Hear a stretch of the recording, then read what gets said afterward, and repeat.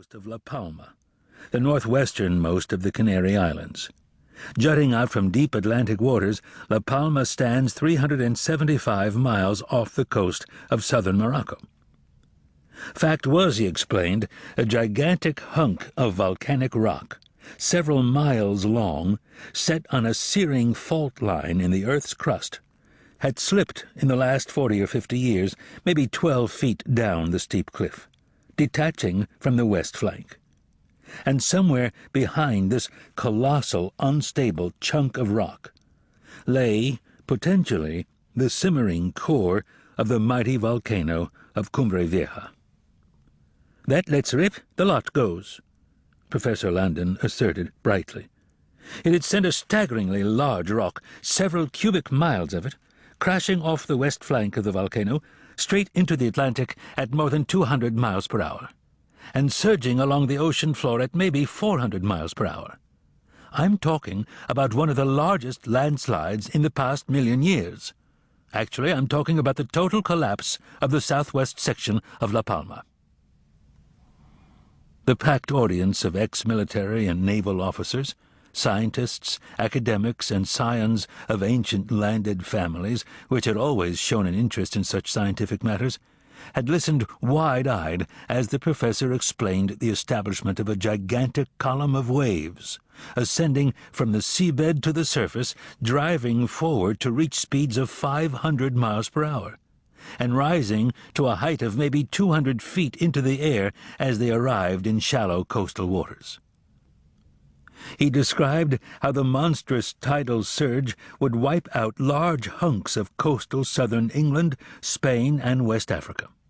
And then, within 9 hours from the moment of the rock's impact on the surface of the Atlantic off southwestern La Palma, the massive wall of water would travel across the Atlantic and obliterate the entire east coast of the United States.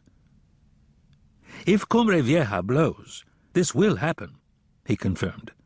"A rare and terrible mega-tsunami. Scientific research has estimated a number of intense waves, still perhaps 150 feet high, crashing into the restricted seaways off lower Manhattan, and then flattening the Wall Street area of New York with its very first sweep. The opening tidal wave would suck the debris out of the streets and flatten the ground before the next one of the wave's series hit, demolishing buildings up to possibly 15 blocks from the waterfront. And these giant waves, each one more than 100 feet high, would keep coming progressively until all of New York City was leveled. The biggest tsunami in recorded history, and all because of a single volcano." Professor Paul Landon was one of the world's preeminent volcanologists, Benfield Grieg Professor of Geophysical Hazards at University College London and director of the university's Hazard Centre. He had worked on the slopes of dozens of the world's most dangerous volcanoes, often successfully forecasting powerful eruptions. His nickname was well earned, and his skill in assessing the temperature and intent of the magma was matched only by his brilliance at the lectern. A bearded man of medium height, with pale blue eyes and the inevitable tweed sports jacket, checkered shirt and college tie, he was 44 years old and at the height of his game, his lectures in demand all over the world. Lava Landon lived outside London, in the commuter belt of Buckinghamshire, with his wife Valerie, a city lawyer. Their 2 sons, aged 14 and 15, collectively considered their father to be more or less insane, hearing almost every day of their young lives that the world would probably end next week.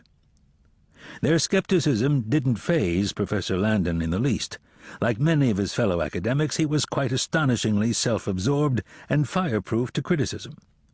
As he stood now, in the hoofprints of the mighty Scott, Shackleton, Hillary, and Hunt, he reflected on an evening's work well done. He knew he had mesmerized the entire audience. What he wasn't aware of, however, was one particular listener, seated among the sea of spellbound faces. At the back of the auditorium, a 23-year-old Palestinian freedom fighter, Ahmed Sabah, was taking notes, intent on every word, every graphic. After the speech, Sabah had slipped out quickly and was now waiting quietly.